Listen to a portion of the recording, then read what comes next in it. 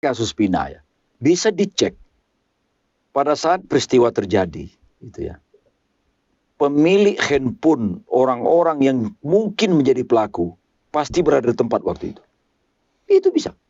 Teknologinya kepolisian itu. Menurut saya ini nggak perlu ragu-ragu kepolisian. Ya, buka saja. Bila perlu kepolisian yang dulu melakukan proses lidik dan sidik diselidiki ulang oleh Mabes Polri. Apakah mereka telah melakukan pekerjaan profesional atau tidak? Dan kita tentu sangat berharap kasus Pina ini bisa mengungkap misteri ini ya. Ini kalau saya KY turun deh harusnya. Ini negeri apa yang begini nih? Mengirim orang nggak bersalah ke pengadilan.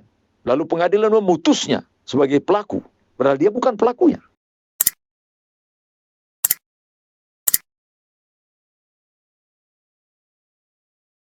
Sahabat Jogja Network, kita kembali melakukan sebuah diskusi bersama Bapak Suparman Marzuki.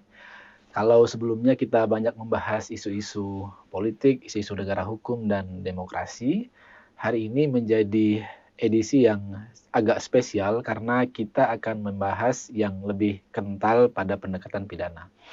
Saya perlu jelaskan bahwa Bapak Suparman sendiri, meskipun selama ini banyak berbicara tentang isu-isu ketatanegaraan, politik, dan hak asasi manusia, tapi sebetulnya dia cukup lama mendalami isu-isu pidana khususnya terkait pada bidang kriminologi. Oleh karena itu, hari ini kita akan berbicara pada aspek pidana. Pak Suparman sebelumnya telah banyak mendalami isu-isu itu sehingga nampaknya pembicaraan kita akan masuk pada hal-hal yang lebih mendalam dari Pak Suparman. Nah, Pak Suparman, kita akan bicara tentang isu peradilan sesat. Memang belakangan ini muncul marak kembali isu ini setelah kasus Vina ya, yang kembali menyeruak dengan salah tangkap, di mana pelakunya belum ketemu dan lain sebagainya. Tapi sebetulnya kalau kita coba tarik kembali pada sejarah latar belakang hukum Indonesia, ada banyak situasi yang menggambarkan pola dan kondisi yang sama. Saya punya beberapa catatan, kita misal bisa melihat kasus Sengkon Karta, kasus Marsinah, kasus Udin, kasus Rian, kasus Prita, dan yang paling fenomenal mungkin kasus Munir.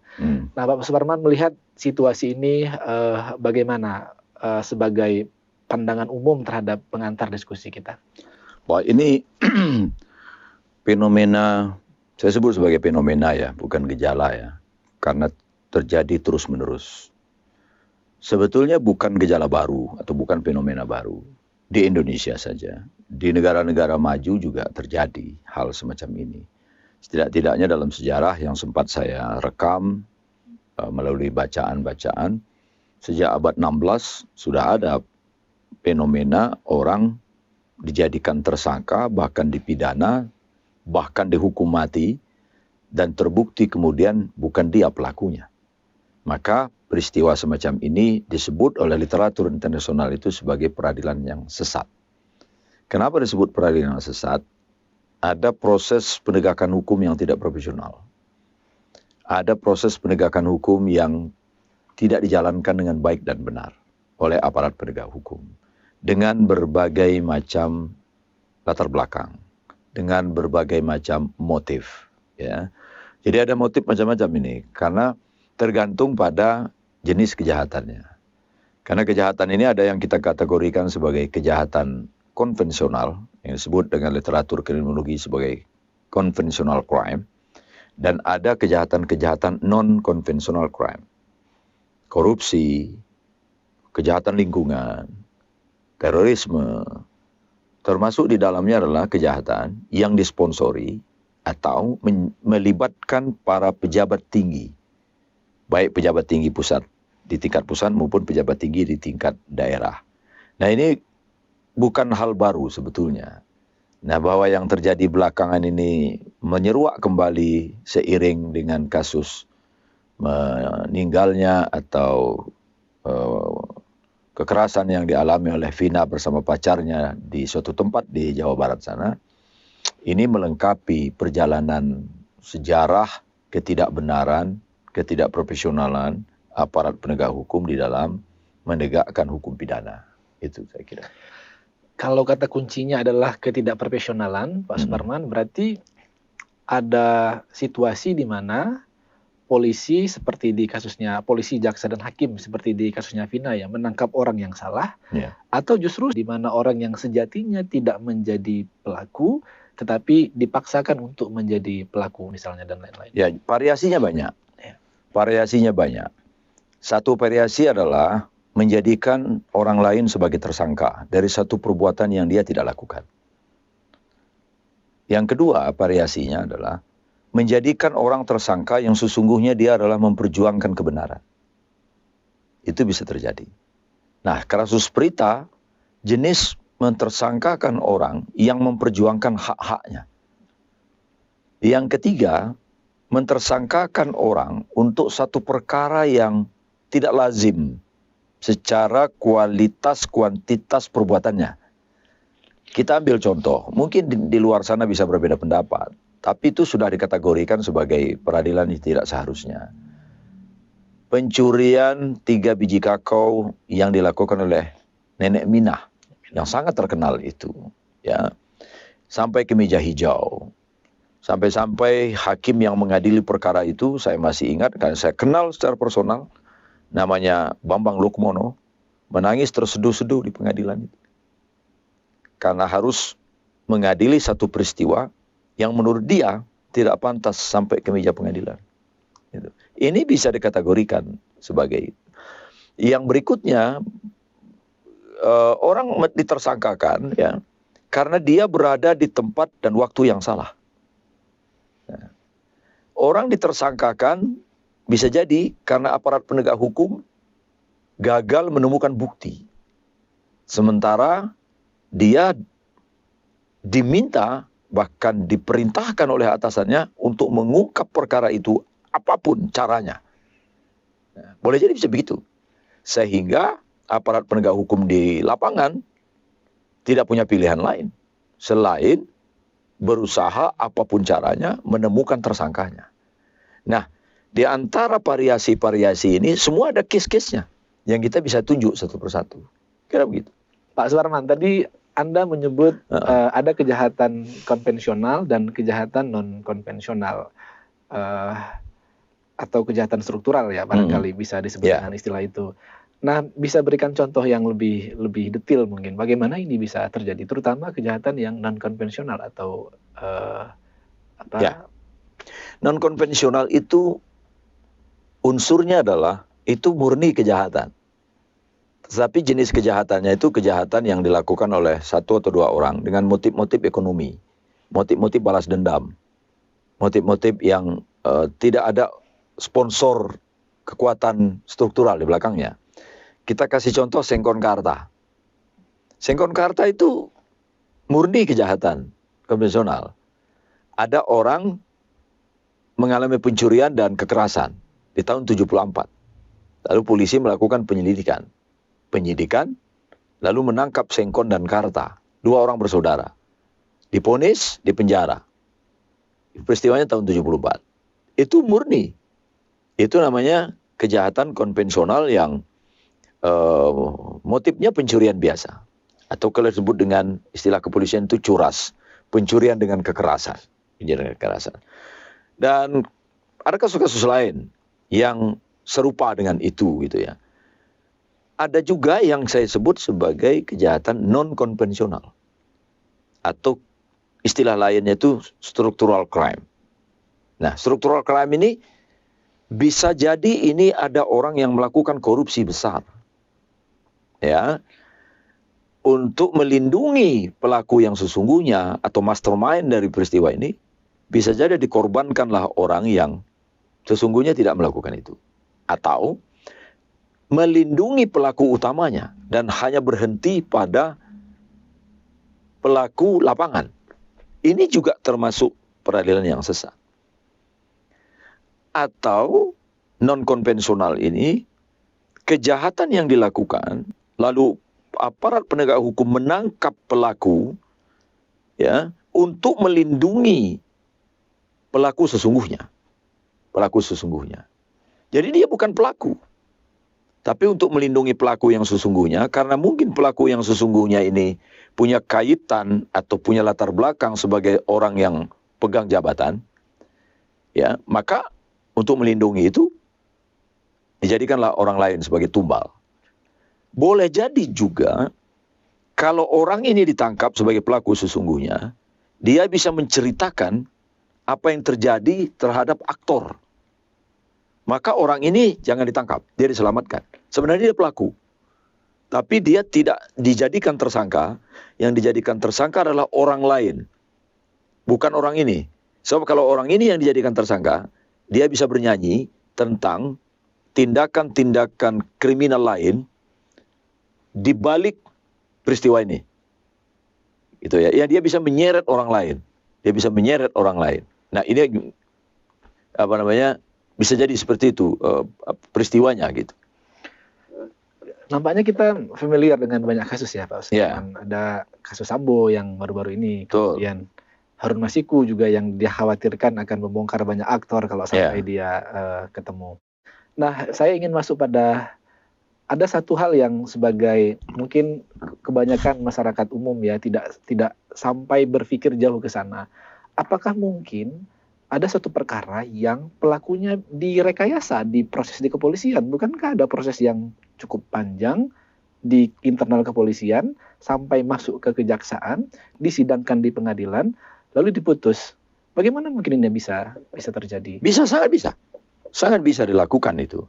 Kan sudah ada contohnya. Saya waktu masih di Jakarta menemui kenyataan ini. Jadi orang yang dijadikan tersangka itu, peristiwanya adalah dia dituduh oleh aparat penegak hukum sebagai pembunuh ayahnya yang merampok tokonya. Ya. Lalu dia di PN diponis, dituntut oleh jaksa, kata jaksa cukup bukti, diponis oleh PN, dikuatkan oleh PT, dia kasasi. Dia kasasi dibebaskan. Karena proses penyelidikan dan penyidikannya ditilai oleh hakim tidak profesional, dan yang kedua tidak cukup bukti untuk dia dinyatakan sebagai pelaku dari perampokan dan pembunuhan itu. Nah, lalu pertanyaannya, apa motifnya? Ini tidak melibatkan orang besar. Kita menduga motifnya, karena memang dalam kriminologi itu ada kemungkinan motifnya itu terkait dengan promosi jabatan. Jadi kalau seorang anggota polisi diberi target, misalnya ya, Anda akan naik promosi pangkat atau jabatan bila mampu menyelesaikan sekian perkara. Biasa di kepolisian itu, kalau di kejaksaan itu juga ada namanya sekian perkara korupsi, sekian perkara tindak pidana khusus, sekian tindak pidana umum. Saya nggak tahu kalau sekarang. Itu sudah jadi rahasia umum.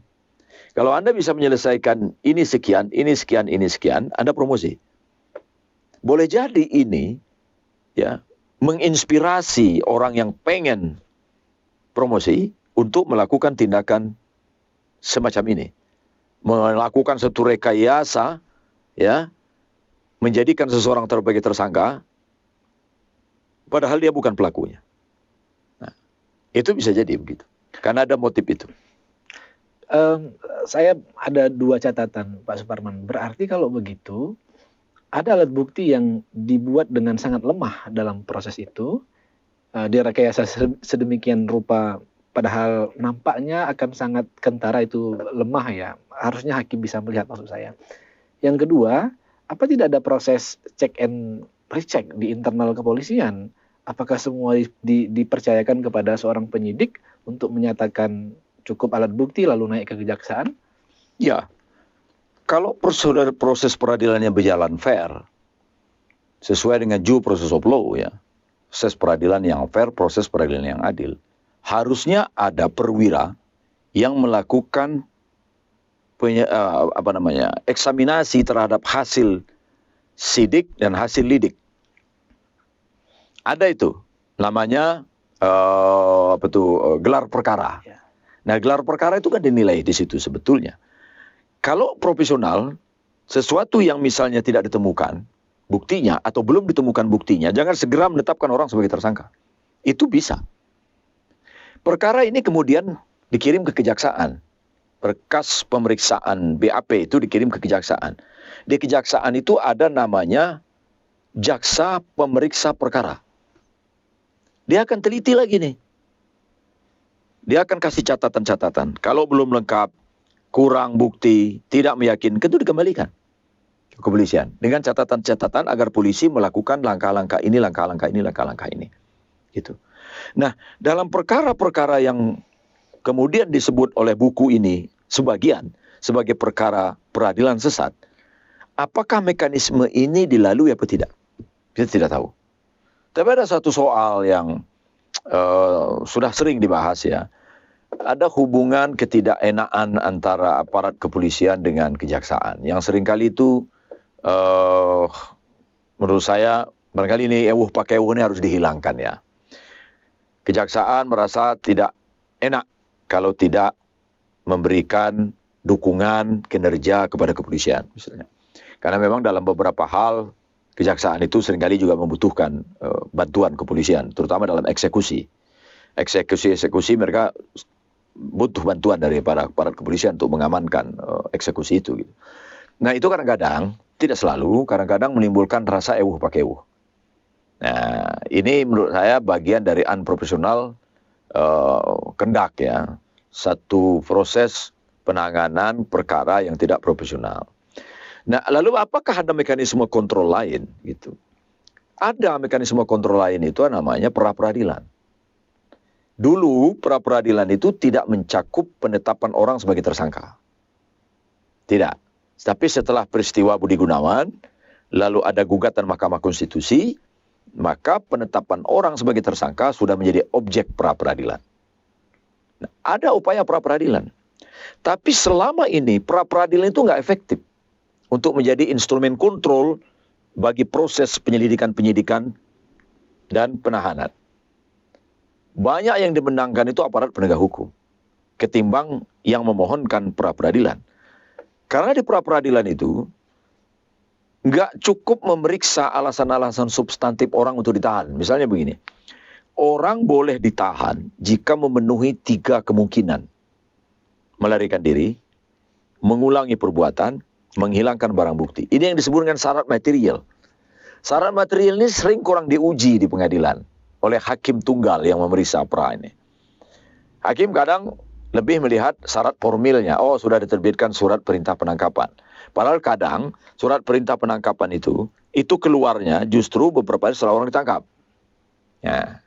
Ini masalah-masalah yang terkait dengan prosedur mekanisme penegakan hukum acara yang dalam beberapa kasus tidak cukup ditegakkan di situ. Karena itu maka proses seleksi perkaranya ini tampaknya tidak berjalan dalam perkara-perkara ini. Dugaan saya sih dalam perkara-perkara lain mungkin berjalan. Di polda-polda tertentu atau di Mabes Polri, perkara-perkara tertentu mungkin saja jalan. Tapi untuk kes-kes yang sekarang kita bicarakan ini, patut diduga tidak ada mekanisme itu. Patut diduga tidak ada mekanisme melakukan pengawasan, pengujian terhadap seluruh alat bukti terhadap peristiwa untuk naik penetapan sebagai tersangka. Karena sebelum itu mestinya harus ada kepastian dulu. Kekuatan keyakinan berdasarkan bukti-bukti bahwa ini memenuhi syarat untuk dijadikan sebagai tersangka dalam satu tindak pidana. Baik, Pak Suparman, kalau kita coba lihat dari internal kepolisian sendiri, Pak Suparman, sebetulnya ada masalah apa sehingga situasi ini bisa terjadi? Maksud saya, adakah keterbatasan sumber daya yang mereka miliki, adakah keterbatasan sumber daya manusia yang mereka miliki, finansial dan lain-lain misalnya? Objektif, kalau kita bicara objektif ya. Kepolisian di negara-negara maju itu sudah mengembangkan apa yang disebut dengan scientific investigation. Nah, kalau scientific investigation itu dipakai, memang membutuhkan instrumen pembuktian yang mahal. Dia mesti punya deteksi kebohongan dan seterusnya. Mengedepankan pendekatan-pendekatan manusiawi dalam mengungkap satu perkara. Tampaknya transisi kepolisian kita yang cukup lama di bawah TNI menuju polisi sipil ini belum berhasil dengan baik. Sehingga pendekatan-pendekatan forcing, pendekatan-pendekatan kekerasan, pendekatan-pendekatan tekanan itu tampaknya masih belum sepenuhnya hilang di dalam proses penyelidikan dan penyidikan gitu. Apa kekurangan anggaran? Iya, ini memang problem klasik, ya, problem klasik. Kekurangan anggaran, kekurangan SDM. Karena di polsek-polsek itu sebagai ujung tombak kepolisian, itu rata-rata isinya 5 sampai 6 orang satu polsek. Nggak tahu sekarang. Nah, padahal beban perkara di polsek itu tinggi. Polsek itu tinggi. Nah, tapi lepas dari itu kita kembali ke konteks ini ya. Ada banyak kasus juga perkara itu melibatkan orang besar. Orang besar itu bisa dia besar secara kekuasaan, tapi dia juga besar karena dia punya uang yang banyak. Gitu. Dia punya uang yang banyak, dia pengusaha besar yang dia bisa melakukan apapun dengan uangnya. Gitu. Dia bisa membeli pengaruh. Dia bisa menggerakkan pengaruh agar perkara ini tidak naikkan. Misalnya kasus Udin. Kasus Udin itu patut diduga ya, itu melibatkan orang besar di belakangnya. Jadi pelaku pembunuhan Udin itu bukanlah orang yang karena motif asmara, sebagaimana yang muncul motif asmara, lalu akan dikorbankanlah yang namanya Iwi. Nah, untung terselamatkan si Iwi ini. Dan sampai sekarang siapa pembunuh Udin sesungguhnya tidak tertangkap. Tapi ada orang mati. Dan menurut hasil et repertum, ada kekerasan di wilayah kepalanya si Udin. Gitu. Sampai sekarang tidak terungkap. Nah, kita sebetulnya baru belajar ya di negara-negara maju, terutama yang menganut sistem hukum Anglo-Saxon ya. Di Amerika Serikat itu, kalau ada orang ya sudah dijadikan tersangka dan kemudian pengadilan memutus, bukan dia pelakunya, itu kepolisian membentuk tim baru untuk menyelidiki. Siapa yang diselidiki? Bukan pelakunya, tapi yang diselidiki bagaimana proses penyelidikan dan penyidikan oleh kepolisian setempat itu dilakukan. Dan itu akan membuat aparat kepolisian itu berhati-hati. Ya. Kalau di Belanda itu ada namanya hakim komisaris. Hakim komisaris itu akan menilai perkara. Ini layak ditahan apa enggak orang ini? Ini sudah layak maju ke pengadilan apa enggak perkara ini? Apakah penetapan tersangkanya benar apa enggak? Lalu ada mekanisme yang diawasi cukup ketat untuk menetapkan seorang tersangka apa enggak? Memenuhi syarat sebagai tersangka apa enggak? Diuji. Nah, kita enggak punya mekanisme itu. Mekanisme kita itu pra-peradilan yang sangat lemah. Sangat lemah. Jadi tidak cukup melindungi kepentingan hukum orang yang dijadikan tersangka pada suatu peristiwa yang dia tidak lakukan, misalnya itu. Ya. Nah, dan ada kasus, saya juga ikut pernah tangani itu dulu. Orang ini berada di tempat yang salah dan waktu yang salah. Dia nggak mengerti. Ini sekaligus pemahaman buat masyarakat ya. Kalau satu peristiwa TKP itu tempat kejadian perkara itu adalah awal untuk mengungkap peristiwa. Karena itu jangan pegang-pegang. Jangan angkat, jangan pindahin ini itu. Peristiwa ini, dialah orang pertama yang hadir di situ. Peristiwa yang pernah saya dengar. Lalu dia pegang sana kemari. Datang tim dari kepolisian, cek, ini ada sidik jari. Kok ada sidik jari? Di mana-mana sidik jarinya, hanya ada sidik jari itu. Dicek laboratorium, ditemukan. Dialah yang jadikan tersangka. Dia bilang bukan saya. Tapi tidak ada alat bukti lain. Nah, entah bagaimana ceritanya sehingga dia jadi tersangka. Karena sebetulnya satu alat bukti tidak bisa. Minimal ada 2 alat bukti. Zaman itu belum ada CCTV. Tapi saya lupa BAP-nya. Mungkin dia nggak kuat dengan proses pemeriksaan sehingga dia mengaku. Ya, karena polisi punya metode lah untuk membuat orang mengaku itu. Nah, mungkin dia nggak kuat dengan metode itu. Sehingga dia mengaku. 2 alat bukti, sidik jari dan pengakuan. Gitu. Dia berada di tempat yang salah dan jam yang salah. Salahnya dia adalah itu tadi. Pegang-pegang dan ada sidik jarinya. Nah, yang seperti ini polisi sangat kesulitan untuk menemukan tambahan alat bukti. Nggak ada saksi apapun. Nggak ada bukti-bukti lain. Tapi ada sidik jari yang meyakinkan polisi. Boleh polisi yakin. Oh, itu sah-sah saja polisi yakin dengan itu. Lalu dia mencari alat bukti lain. Nah, dalam KUHP itu, ya kan, petunjuk, surat, keterangan tersangka, ya kan, keterangan terdakwa. Nah, ini ada pengakuan, ada keterangan yang kemudian menjadi alat bukti. Jadi orang bisa menjadi tersangka karena berada di tempat yang salah, di jam yang salah. Ya, Bisa jadi begitu. pesan moralnya mungkin niat biasanya kita ingin membantu, terjadi tindak pidana, tapi sebetulnya bisa berbalik arah ke kita ya, begitu Pak. Inilah yang di dalam literatur hukum ada kisah yang disebut dengan sindroma Kitty-Genovis. Ada namanya sindroma Kitty-Genovis dan sindroma Arakan Bugil. Nah, ada cerita begitu itu. Sindroma Kitty-Genovis itu, ada seorang perempuan namanya Kitty-Genovis di sebuah apartemen di Amerika Serikat. Dia minta tolong karena dikejar orang dan mau diperkosa, mau dibunuh. Tolong. Semua penghuni apartemen melihat itu. Tapi mereka tidak mau menolong, mereka telepon 911. Karena waktu itu sedang ada kampanye oleh kepolisian Amerika Serikat. Kalau ada nemu seperti itu, Anda segera telepon 911, 911. Mereka telepon, polisi datang, Kitty-Genovis sudah mati. Terlambat orang melihat itu untuk menolongnya. Karena terlalu mempercayakan penegakan hukum kepada kepolisian. Dan kepolisian terlambat datang, Kitty-Genovis sudah jadi mayat. Ada satu fenomena kesadaran hukum yang begitu tinggi. Di mana masyarakat tidak mau campur tangan. Nah, ada namanya sindroma Arakan Bugil. Jadi, ada 2 orang selingkuh, ketangkap oleh masyarakat, ditelanjangin, dibawa keliling kampung, pakai lampu petromak, sambil ada itu peristiwanya, di Kebumen peristiwa itu. Nah, itu disebut menggambarkan betapa reaksi publik terhadap hukum, terhadap kesewenang, terhadap pelanggaran hukum bisa efek negatif juga gitu. Yang satu berefek negatif Karena tidak peduli lalu orang tidak tertolong. Yang ini terlalu peduli. Main hakim sendiri. Bisa jadi karena polisinya tidak bergerak. Iya, ada juga begitu. Sama halnya ketika saya pernah melakukan penelitian mengenai main hakim sendiri. Salah satu pertanyaannya, mengapa saudara main hakim sendiri pada orang yang diduga melakukan tindak pidana? Ngapain nggak percaya sama polisi?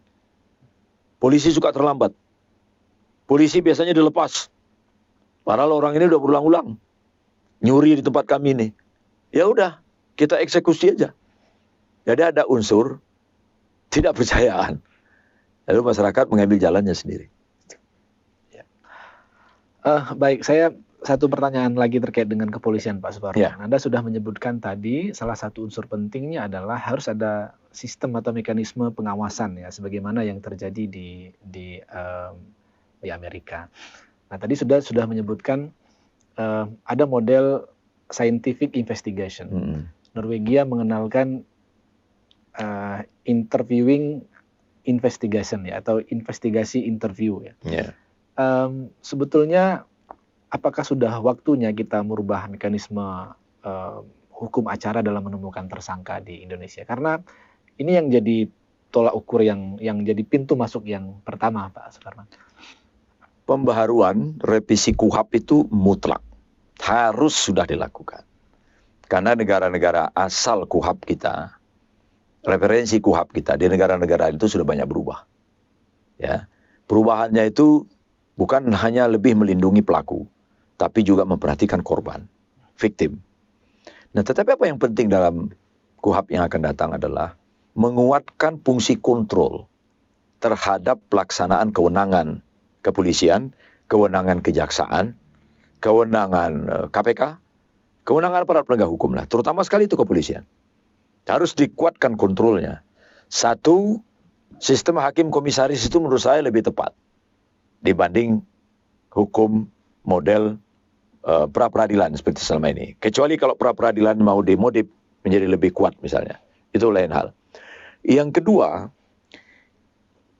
sebaiknya ada ketentuan dalam KUHP itu, ya, kalau alat bukti diambil dengan cara melanggar prosedur, maka berefek pada bebasnya terdakwa. Amerika Serikat sangat mengedepankan ini. Dan itu terjadi dalam kasus Miranda Warning, kasus O.J. Simpson, di mana pengadilan membebaskan O.J. Simpson karena kepolisian mengambil alat bukti dengan cara melanggar hukum acara. Kita pernah punya pengalaman semacam ini sebetulnya di masa lalu dalam kasus lain di Jogja. Tapi jarang sekali terjadi itu ya. Dan yang berikutnya diatur apabila terbukti di pengadilan, orang yang tadinya dibawa ke pengadilan hasil proses penyelidikan dan penyidikan kepolisian bukan pelakunya, terbukti bukan pelakunya melalui proses hukum, maka harus ada accountability terhadap penyidik. Harus ada proses penyidikan terhadap penyidik yang dilakukan oleh institusi kepolisian lebih tinggi lagi. Agar ada kehati-hatian, agar profesionalisme itu ditumbuhkan gitu. Melalui mekanisme kontrol yang kuat di dalam lingkungan kepolisian kita. Di dalam lingkungan kejaksaan kita. Dan penting sekali, kejaksaan ini tidak selalu harus meneruskan perkara. Diatur di KUHP. Kalau tidak cukup bukti, ya, diperintahkan kepada kepolisian untuk mengeluarkan SP3. Gitu. Kalau terus kepolisian, kejaksaan bisa diberi kewenangan untuk mendeponering. Ya kalau selama ini kan deponering itu untuk kepentingan umum. Kalau untuk kepentingan keadilan, kejaksaan beri kewenangan untuk deponering. Karena begini, kepolisian itu terkadang kalau dia keluarkan SP3, dia nggak enak hati kepada orang-orang tertentu di belakang. Dia serahkan kepada kejaksaan, biar kejaksaan yang mendeponir. Saling melempar seperti ini sebetulnya kan nggak bagus. Sama sekali tidak baik bagi profesionalitas penegakan hukum. Tapi kalau fakta ini ada, maka kewenangan kejaksaan diberikan. Jadi deponering itu tidak hanya demi kepentingan umum, tapi juga demi kepentingan kemanusiaan, demi kepentingan keadilan.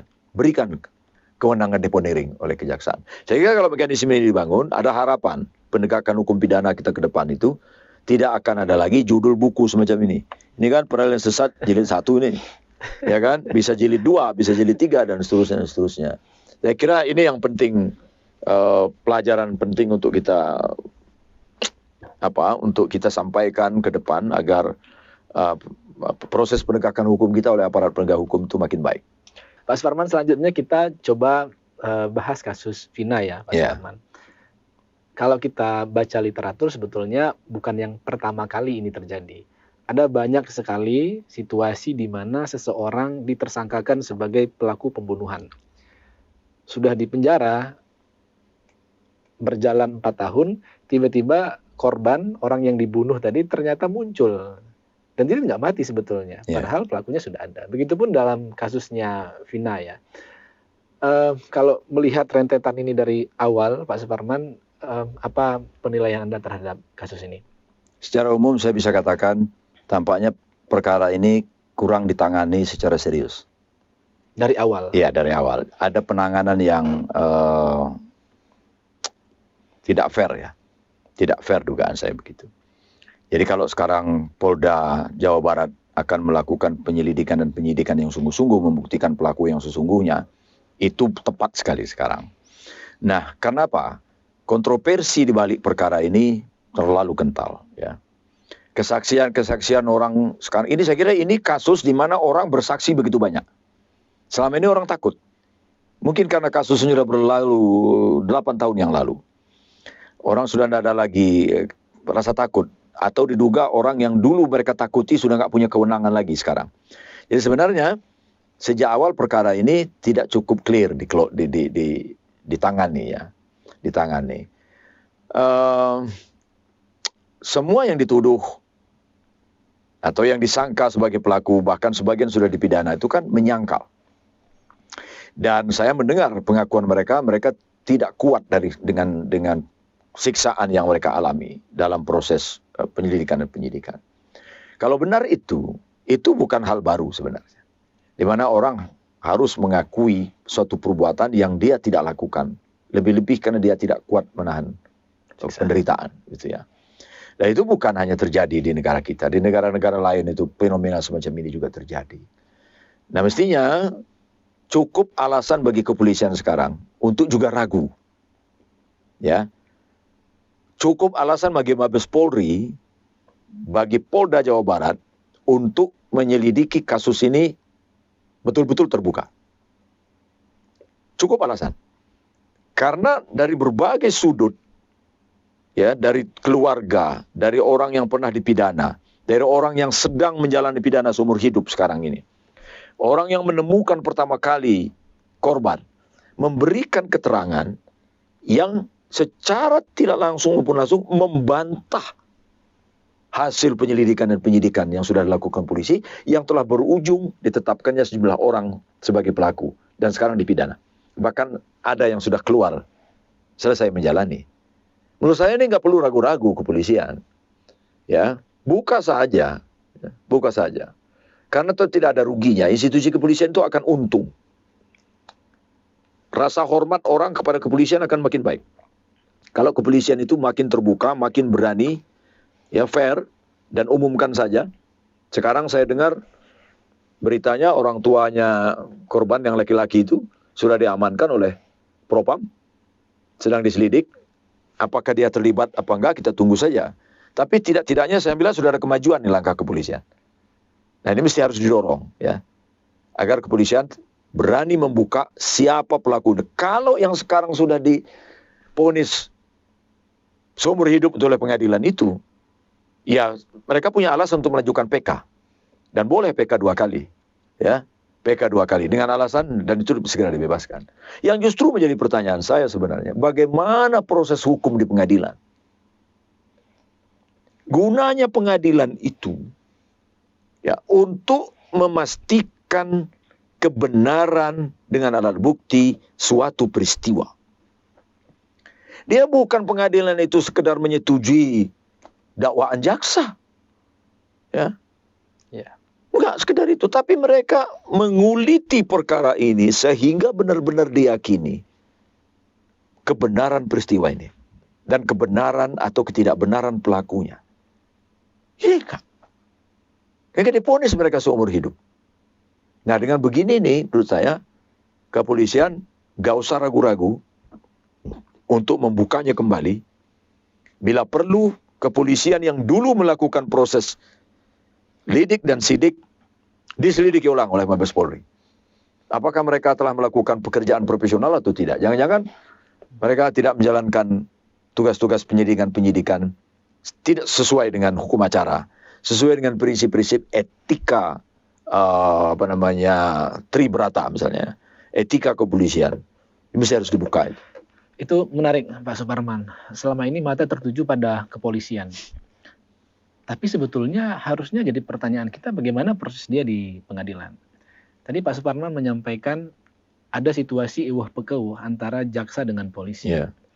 Apakah situasi yang sama juga Pak Suparman melihat di peradilan? Maksud saya, hakim juga ada nampak situasi iwah pekeuh kalau jaksa sudah menyatakan lengkap perkara dan dituntut di persidangan dan hakim menjadi ewah pegawai untuk tidak memvonis berdasarkan tuntutan jaksa atau 2/3 dari tuntutan. Ada. Saya mendengar sendiri pengakuan-pengakuan dari KPN waktu saya masih di Jakarta.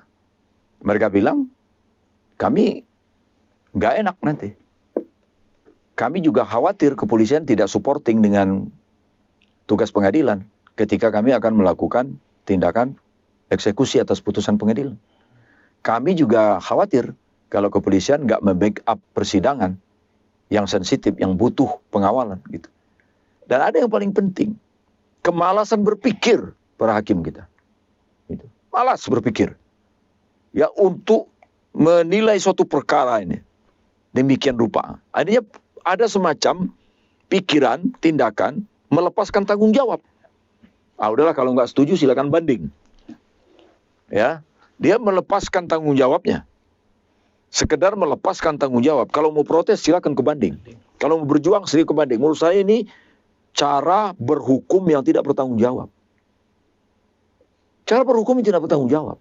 Sebab sebenarnya pengadilan yang sesungguhnya itu, ini yang orang sering nggak tahu. Pengadilan yang sesungguhnya itu pengadilan di tingkat 1. Itu sesungguhnya. Karena merekalah yang memegang fakta. Merekalah yang mendengar keterangan saksi. Merekalah yang berhadapan dengan terdakwa, berhadapan dengan saksi, membaca raut muka terdakwa, raut muka saksi. Semua itu memberikan gambaran peristiwa. Orang berbohong, kecuali yang terlatih berbohong ya. Orang berbohong itu kelihatan loh. Ya. Dikonfrontir saja tuh pertanyaannya. Jadi pengadilan yang sesungguhnya itu ada di pengadilan tingkat 1. Bukan di pengadilan tinggi, bukan di pengadilan Mahkamah Agung. Yang paling enak itu jadi hakim agung kok. Ya. Tenang, bawa perkara ke ruang sidangnya masing-masing. Ya. Mungkin suruh baca kepada asisten. Bisa dipertegas Pak Suparman. Kenapa dengan pengadilan tinggi? Apa karena mereka tidak memeriksa fakta-fakta? Iya, pengadilan tinggi mereka tuh sudah tidak lagi Memeriksa fakta. Iya, itu tinggal baca berkas Ya. sama memori. Yang diperiksa itu kadang-kadang cuma baca memorinya saja. Ya. Memori banding, memori kasasi atau memori PK. Ya. Tapi kalau pengadilan tingkat 1, inilah pengadilan yang sesungguhnya. Saya sering sebut hakim sesungguhnya itu adalah hakim DPN itu. Itu. Tadi Pak Suparman menyebut dengan istilah polisi kurang clear gitu ya. Jaksa kurang clear gitu ya.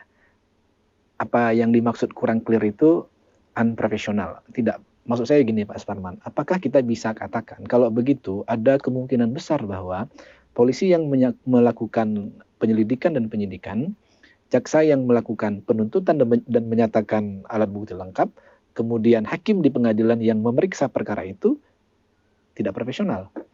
Gini, kepolisian kita ini sekarang ini sebetulnya ya, sekarang ya, itu sudah jauh lebih bagus. Kalau nggak ada hal-hal di belakang perkara itu, cepat mereka ngungkap. Cepat sekali. Apalagi dengan teknologi handphone ini, orang bisa dilacak kok di mana keberadaannya. Dan saya tahu tim cybernya Mabes Polri itu canggih banget. Alatnya itu canggih sekali. Canggih sekali. Jadi hampir tidak mungkin. Saya menduga keras mereka tahu. Tahu pelaku yang sesungguhnya. Tahu. Dugaan saya ya. Dugaan saya. Tetapi mungkin saja 8 tahun yang lalu perkara ini penuh dengan masalah yang hambatan-hambatan. Sehingga polisi di tingkat penyidik itu tidak berani berkata dan apa yang sesungguhnya terjadi gitu ya. Mereka tidak bekerja independen sebagai penyelidik dan penyidik. Dan kita tentu sangat berharap kasus Pina ini bisa mengungkap misteri ini ya. Karena ini bisa menjadi obat bagi kecewaan publik pada kepolisian secara keseluruhan. Jadi kalau saya sih berharap Polda Jabar didukung oleh Mabes Polri buka. Baik Pak Suparman, dalam kasus Vina ini kan terjadi sudah beberapa tahun yang lalu. Dengan sumber daya yang ada sekarang, dengan kapasitas yang dimiliki oleh kepolisian, dengan teknologi yang mereka miliki, apakah ada kemungkinan ini bisa kita bongkar kasusnya sampai bisa diketahui semua apa yang terjadi sebetulnya? Setahu saya ya, teknologi cybercrime-nya Polri, terutama Mabes Polri itu canggih sekali. Teknologinya itu teknologi modern. Hampir tidak mungkin melalui teknologi itu tidak terungkap. Ya. Orang bisa dilacak dengan teknologi yang mereka miliki, dengan handphone misalnya. Misalnya kasus Pina ya. Bisa dicek pada saat peristiwa terjadi, gitu ya. Pemilik handphone orang-orang yang mungkin menjadi pelaku pasti berada di tempat waktu itu. Itu bisa. Teknologinya kepolisian itu. Kita bertiga ada di sini. Di jam ini, lewat teknologi yang kita pegang, lewat handphone itu, orang sudah tahu di mana kita berada. Begitupun kasus pembunuhan, perkosaan terhadap Vina dan Eki itu. Mudah sekali bagi Mabes Polri, mudah sekali bagi kepolisian kalau mereka mau. Karena teknologinya sekali lagi sudah sangat canggih. Informasinya KPK aja kalah. Jauh lebih canggih. Dan menurut saya wajar kepolisian punya secanggih itu. Karena memang tantangannya jauh lebih berat.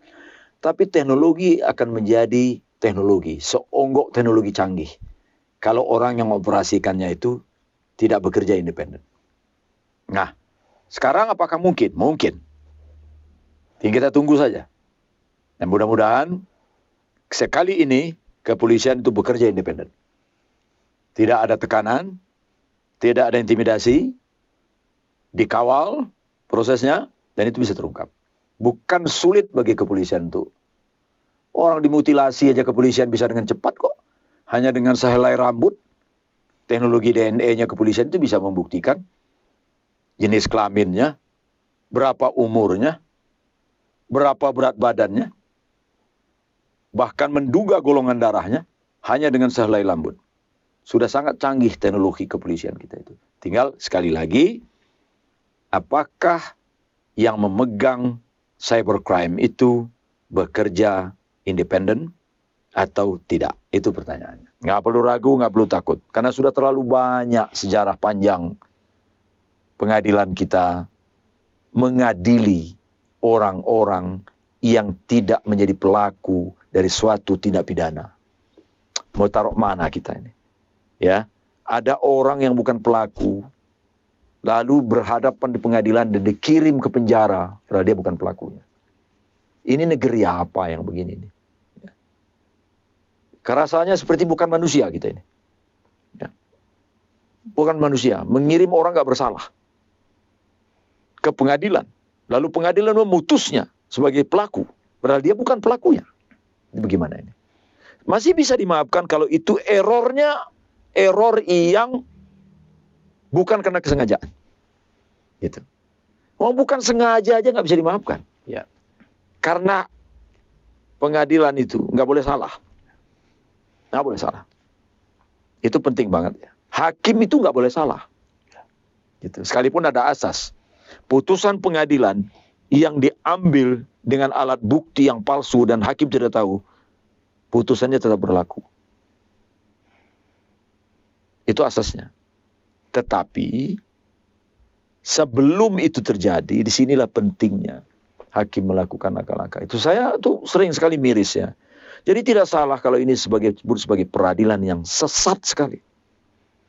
Bagaimana mungkin orang nggak bersalah atau kesalahannya tidak sebesar itu, atau tidak seharusnya dia dinyatakan bersalah, dikirim ke penjara untuk sesuatu perbuatan yang dia tidak lakukan. Gitu. Nah, ada banyak kasus-kasus lain yang saya kira kalau dihimpun akan jauh lebih banyak buku. Dan saya sih menyarankan dengan para peneliti, para penulis untuk menyusun kisah-kisah peradilan-peradilan yang semacam ini ya. Untuk apa? Ya mungkin tidak berguna sekarang. Tapi untuk belakang hari menjadi sejarah betapa masa lalu kita itu belepotan dalam penegakan hukum. Sehingga ke depan orang belajar dari situasi yang tidak baik bagi negara ini. Ya kira itu. Adakah peluang untuk melakukan aduan etik Pak Suparman terhadap polisi, jaksa, hakim yang dulu menangani kasus ini? Harusnya ada pihak yang melaporkan itu. Sekalipun dengan segala hormat saya dengan Komisi Kepolisian, karena saya dulu pansel Kompolnas ya. Saya insya Allah kenal semua nih dengan anggota Kompolnas. Dengan segala hormat saya ya, dengan Kompolnas, dengan Komjak, memang dua institusi ini institusi yang tidak cukup berdaya. Tapi itulah institusi yang tersedia. Laporkan saja. Dan ada Propam, lapor saja ke Propam. Ya, Propam bisa melakukan penyelidikan. Kejaksaan bisa melakukan penyelidikan. Komjak bisa melakukan penyelidikan. Kalau ditemukan tindakan unprofesional, dia bisa lakukan. Bahkan hakimnya sekalian. Ini kalau saya kaya turun deh harusnya. Gitu kan? Melihat hiruk pikuk ini, dia ambil semua putusan pengadilan itu, putusan PN, putusan PT, baca, ada nggak pertimbangan-pertimbangan putusan itu yang menggambarkan apa yang sekarang sedang ramai diperbincangkan. Bahwa sebenarnya ada lompatan logika, ada dasar hukum yang lemah, ada alat bukti yang disampaikan di persidangan itu cukup lemah, tapi tetap dipaksakan memenuhi, lalu diponis orang ini. Gitu. Bisa dibuka aja, dieksaminasi aja, minimal dieksaminasi. Gitu. Baik, sahabat Jogja Network, demikian diskusi kita pada hari ini. Terima kasih sudah bersama kami dan Pak Suparman, terima kasih Terima banyak. kasih. Kita berjumpa kembali pada edisi yang berikutnya. Terima kasih.